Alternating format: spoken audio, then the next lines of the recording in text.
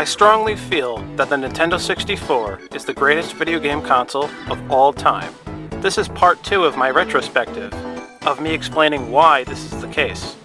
A misjustice has been done to the Nintendo 64's legacy, so I'm here to right that wrong with these videos. So here, in part 2, and you really don't have to watch part 1, but there's a lot to explain in part 1. A link is in the description below for part 1. So in this video, I'm going to talk about how Nintendo 64 seems to get this strange reputation as not a good console for fighting games. And that's a very big opinion that a lot of people, toss around. Even people who are fans of the N64 seem to think that it didn't have good fighting games, especially compared to the other systems of the day. And I think this is completely absurd and just insane and ridiculous. So the PS1, and especially the Sega Saturn, were praised because they did have a lot of amazing 2D fighters on their systems, like the Capcom games, okay, because Capcom was the king back in the day of the 2D fighters. And they deserve praise for that, but the N64 had exclusive fighters that were awesome. The Nintendo 64 was a good system for fighting games, definitely.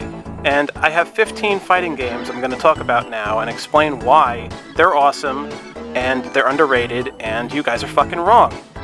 Number 1, Mace: The Dark Age. This is one of the most underrated video games of all time. It's like this old-fashioned fighting game, and it's very similar to Soul Calibur. The gothic atmosphere and fighting style is very badass. It's very fun. It was also an arcade game, although I never frickin' saw this arcade machine. But it's an exclusive fighter for the N64, and Mace: The Dark Age is a classic. It's a great game. It's one of the greatest N64 games, actually. Number 2, Killer Instinct Gold. This is a great fighting game, although it's a little annoying because the computers are so difficult to fight against. But once you play it for a little while, you'll get the hang of it, and you'll have a blast. The 3D graphics in the background really make this a highlight of this game. The Killer Instinct characters really shine through like gold, pardon the pun, in this title. They're great characters, they're memorable, and Killer Instinct Gold was like the pinnacle of the Killer Instinct series. It was amazing, and it's one of the best 2D fighters on the N64, although it has 3D aspects to it. So again, exclusive for N64, it is one of the killer apps for the early N64 library. Number 3, Flying Dragon. This is a seriously underrated game. It's really awesome because you got these anime-like characters that you fight with. The graphics are very colorful, they have cool names, there's even a story, and the game encourages you to play through the story of the game in order to unlock the characters and the levels and stuff. Which is annoying at first because you just want to start playing, and you can, but it's awesome that it does this. Plus, what's really extra cool is that you can play as the adult versions of the characters. The normal version of them is them of kids or teenagers, but you can also play as the adult version of the characters.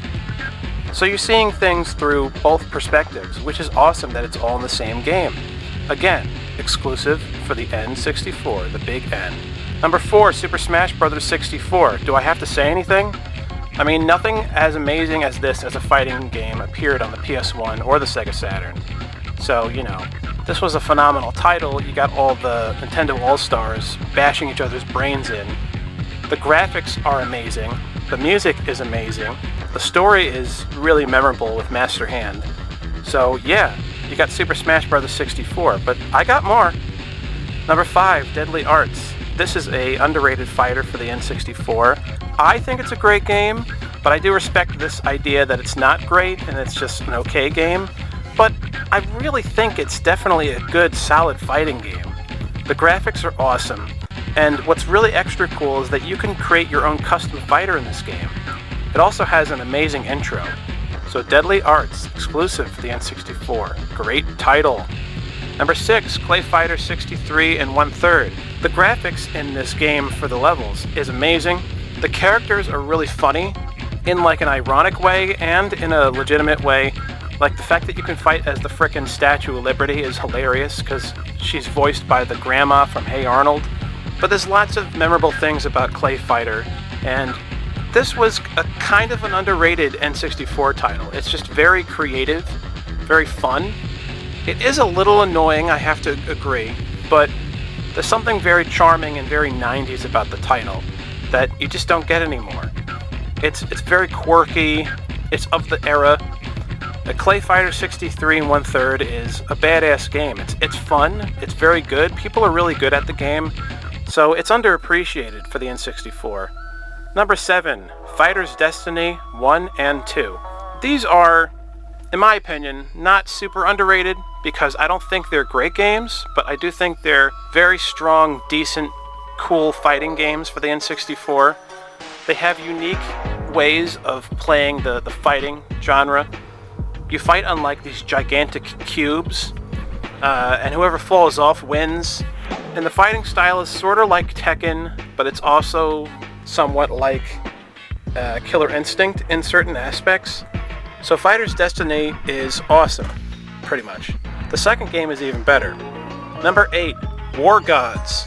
Now, I love War Gods, and there's lots of people that didn't like it, so that's fair. But I still think it's a great game.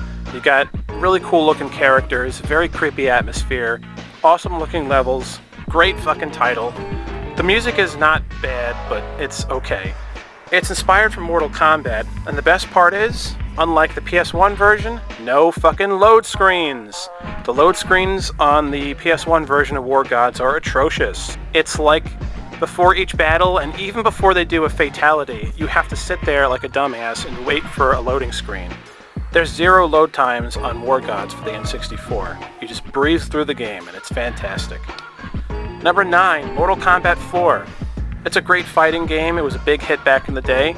And it's awesome for the N64. Why? Because no load screens, once again. The game is super fast. It's extremely fast. You got the graphics, the sounds.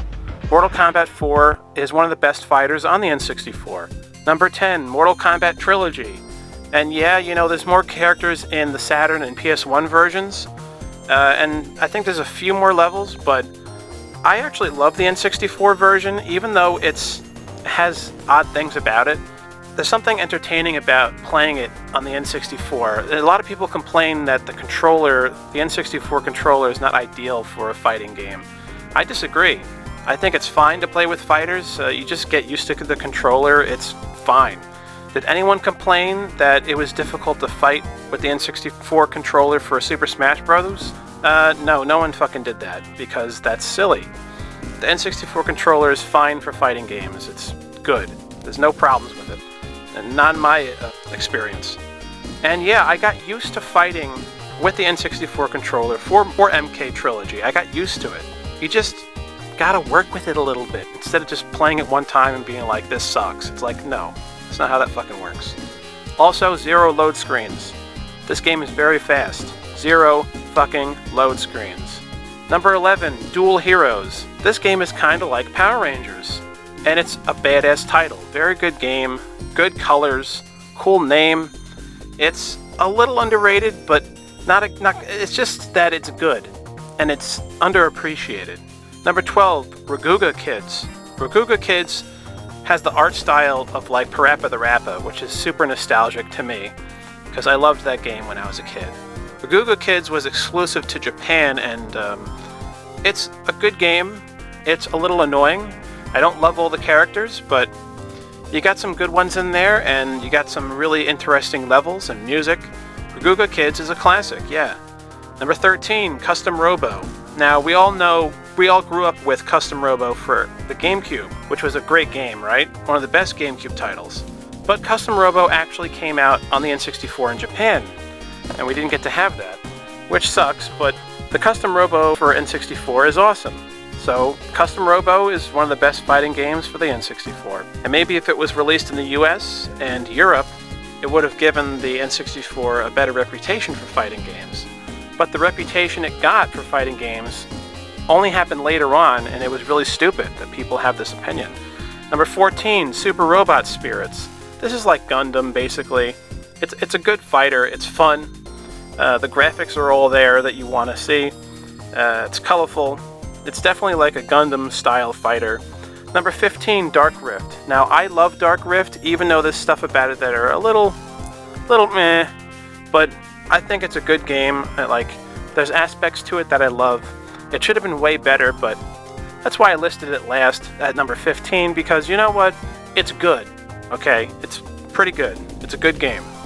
But still, these are 15 fighting games that deserve more attention. Like, they are great fighting games. The N64 was a great system for fighting games, so don't buy into the stupid horseshit myth that you hear all the time.